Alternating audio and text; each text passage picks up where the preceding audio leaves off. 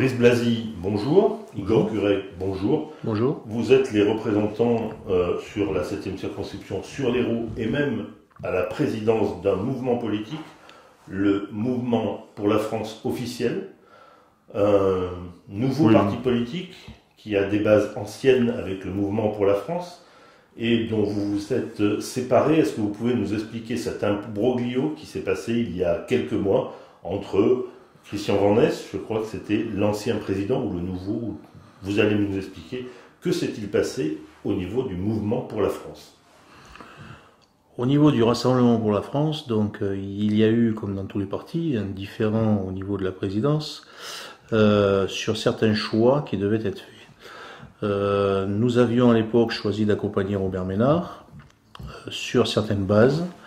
Robert Ménard n'a pas tenu ses engagements et a pris une option tout à fait différente.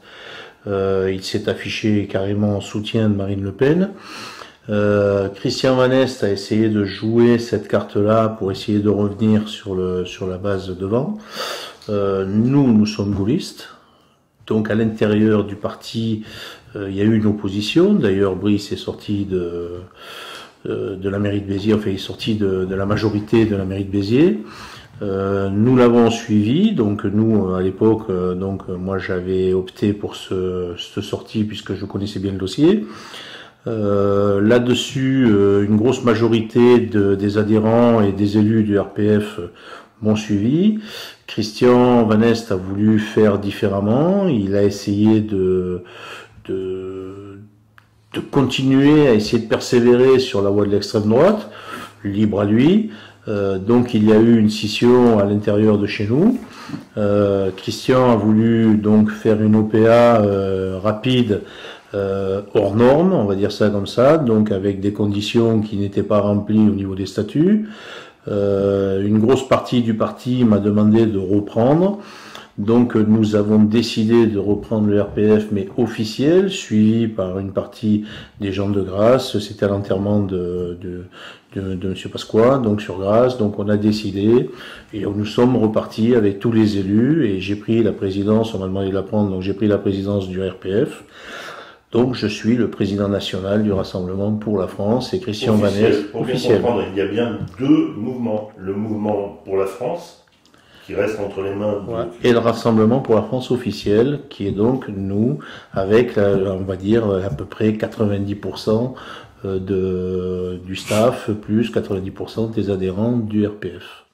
Alors, plus localement, vous avez décidé d'investir la 6e et la 7e circonscription pour présenter vos candidatures aux élections législatives de juin 2017. Pourquoi cette investiture, pourquoi cet engagement si tôt? Un seul candidat déclaré aujourd'hui, Eliabou, pour les Républicains, pas d'autres candidats. Où c'est que vous allez vous positionner? Alors, la position est relativement simple. Aujourd'hui, il va y avoir des primaires à droite, donc l'espace médiatique va être très fermé. Donc il faut aujourd'hui nous positionnons, mettons nos candidats en place.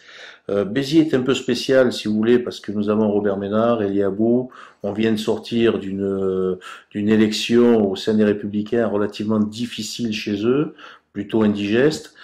Aujourd'hui, il fallait nous prendre une position et se mettre, si vous voulez, jouer notre indépendance et bien expliquer que nous étions ni ici ni là-bas, mais bien dans un axe gaulliste. Nous allons rencontrer aussi au niveau national, nous allons rencontrer donc tous les candidats à cette primaire. Et nous leur ferons lire, nous leur donnerons une charte qui est nous pour gaullistes. À partir du moment où les candidats se reconnaîtront dans notre charte, nous pourrons porter le soutien à ce candidat pour pouvoir aller au bout de la droite.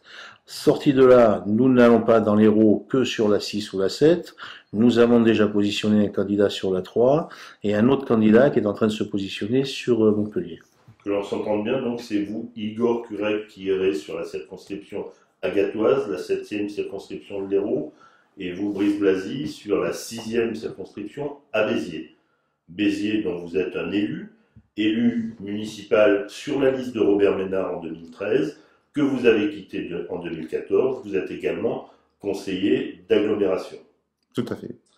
une scission. Est-ce que vous pouvez nous donner les raisons de cette scission, les raisons profondes de cette scission qui a eu lieu il y a un peu moins d'un an aujourd'hui? Bah, écoutez, ce qui s'est passé à l'époque, hein, je me suis longuement expliqué à plusieurs reprises, mais on peut reprendre l'historique. Au départ, si vous voulez, Robert Ménard souhaitait un rassemblement autour de lui. Donc c'était un candidat qui n'était pas marqué politiquement, hein, il n'avait aucune carte dans aucun parti. Et ce qu'il souhaitait, c'était réunir autour de lui, si vous voulez, un certain nombre de partis pour présenter un courant de droite multiple. Et en fait, aujourd'hui, ce qu'il propose...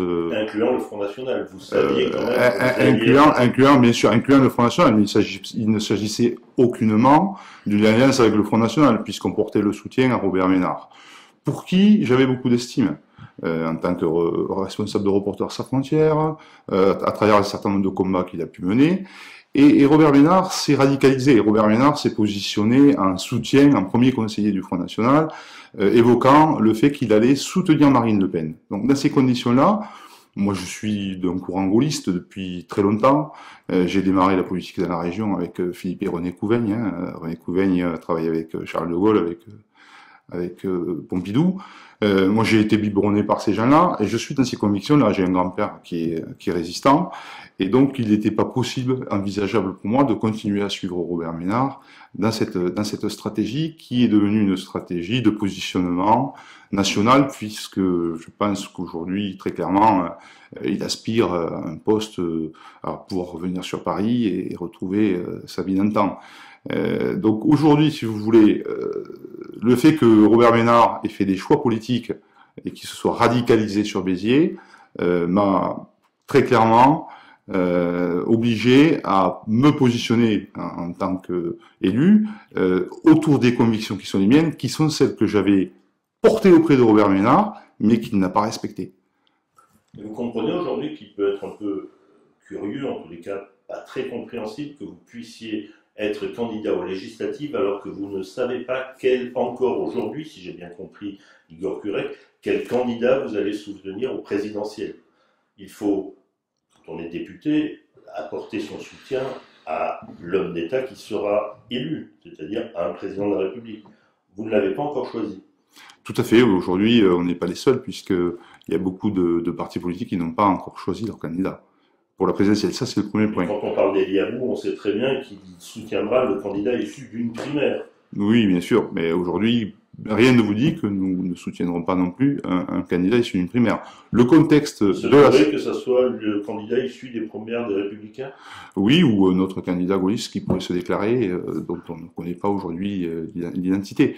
Aujourd'hui, être gaulliste, si vous voulez, c'est aussi soutenir l'état d'urgence, c'est soutenir la déchéance de nationalité, même si le président actuel n'est pas de notre bord politique. Être gaulliste, c'est défendre l'intérêt général.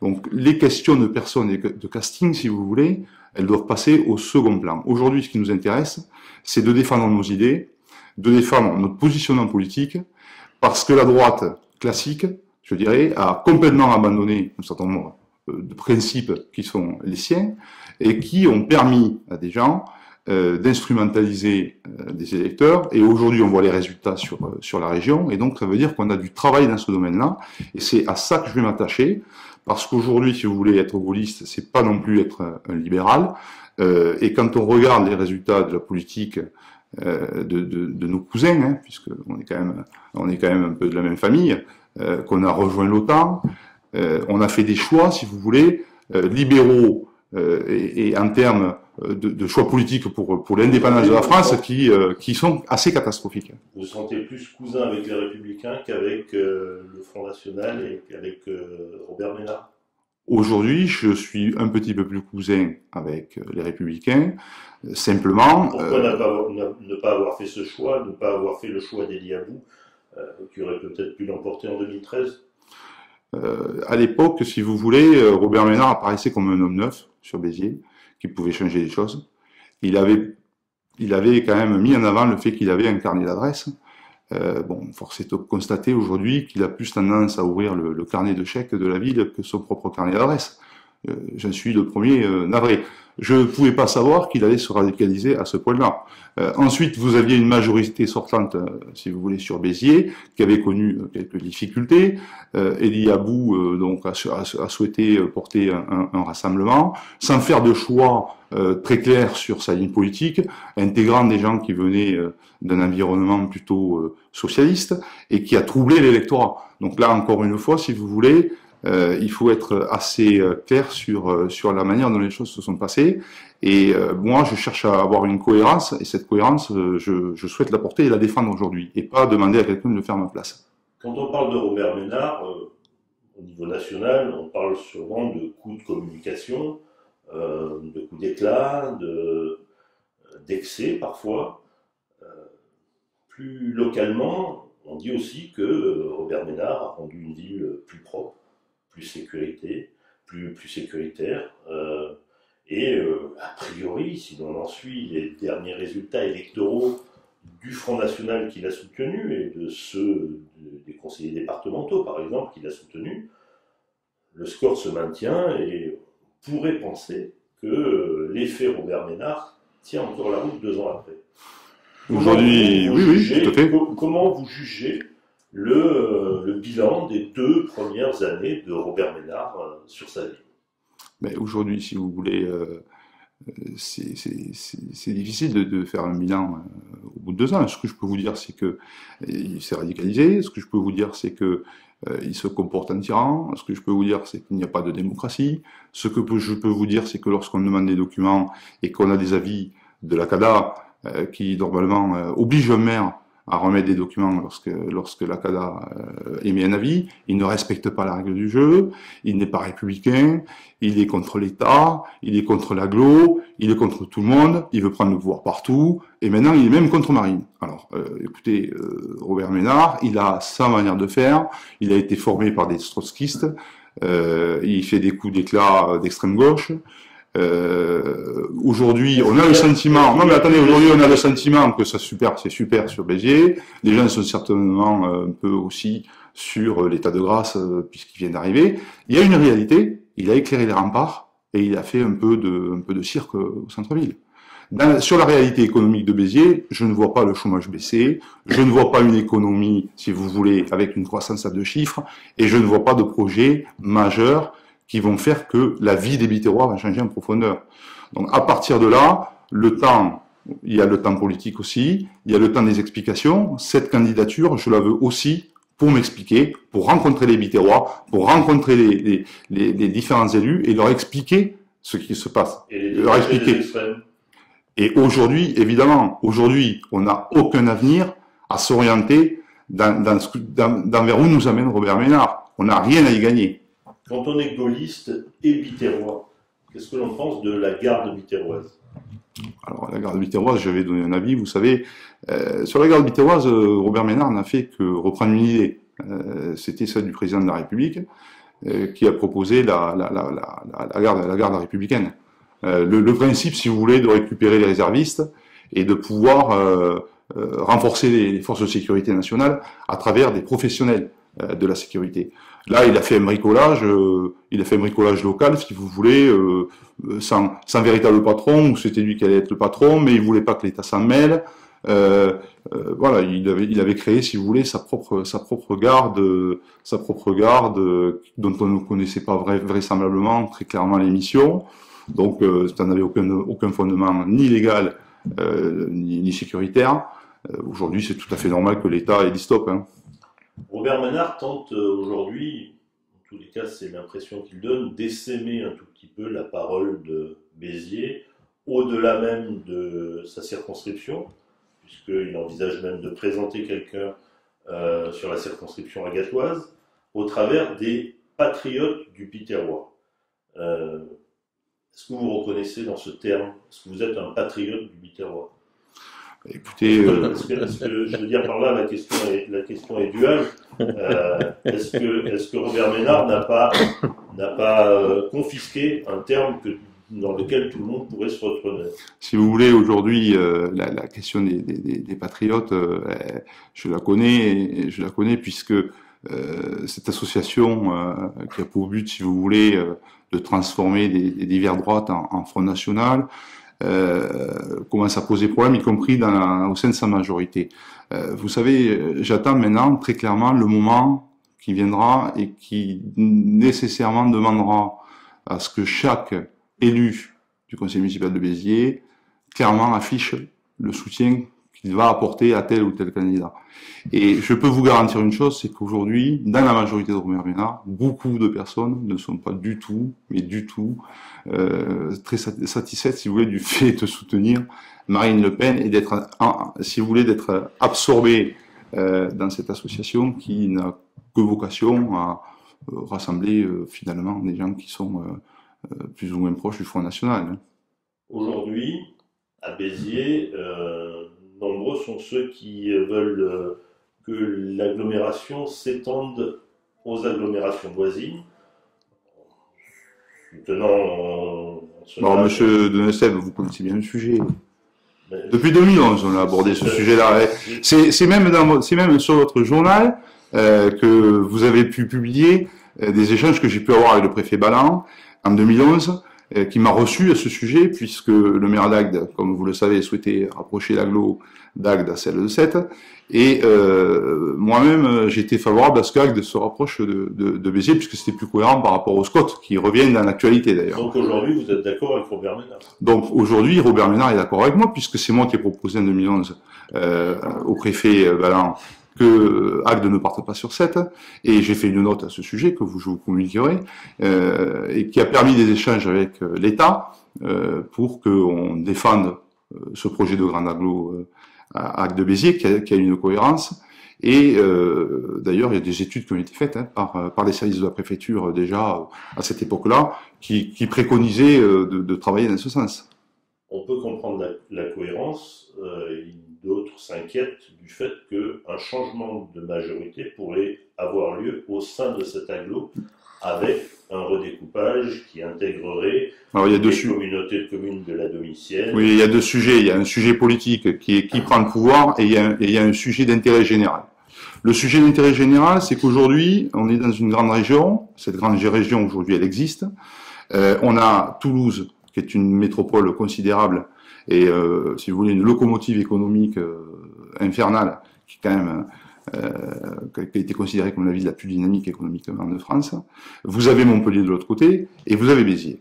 Si Béziers n'est pas organisé, si l'État ne favorise pas le développement de grands projets sur Béziers, et si on ne se regroupe pas, il est évident qu'une fois encore, les Biterrois et les habitants de cette zone en feront les frais. Donc ça veut dire qu'il y a l'intérêt général, et ensuite, il y a la problématique de qui pourra être la personne qui unifiera ces territoires-là. Ça va peut-être prendre un peu de temps. Je crois qu'il ne faut pas se précipiter sur ces questions-là.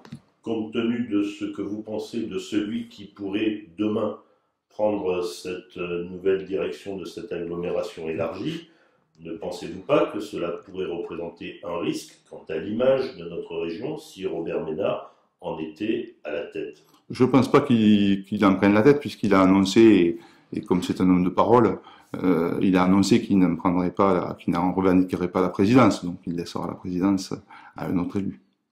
Et que seul Béziers l'intéressait. Qui pourrait être un élu quand même qui soit Ménardo-compatible. Je crois qu'aujourd'hui, c'est encore tôt pour tirer des conclusions. Là, on est vraiment dans un sujet politique. Il y a l'intérêt du territoire, et ensuite, il y a les élections, et puis ce qui peut se passer à travers une majorité. De toute façon, ça se fera pas vraisemblablement après les prochaines municipales. Donc, il peut encore y avoir des mouvements. La présidentielle sera passée par là, les législatives seront passées par là, donc il va couler de l'eau sous les ponts. Aujourd'hui, dans ces législatives, Elie Abou sera candidat, vous venez de vous déclarer. Qui imaginez-vous en face de vous à Béziers? Moi, j'ai pas de... l'échelle de 2017. Je sais pas du tout. Écoutez, moi, j'ai un travail à faire. Je vous ai expliqué quelle était ma conviction. Quel candidat pourrait placer Robert Ménard? Il a indiqué qu'il n'était pas, qu'il ne serait pas absent de ce débat. Ce choix lui appartient complètement. Vous avez pas d'idée? Ben, ce choix va être fait par le Front National, déjà. Je pense qu'ils ont des investitures, déjà. Donc Robert Ménard ne sera pas le seul à décider. Déjà, je pense, sur une législative, je pense que Marine, là, mettra son mot.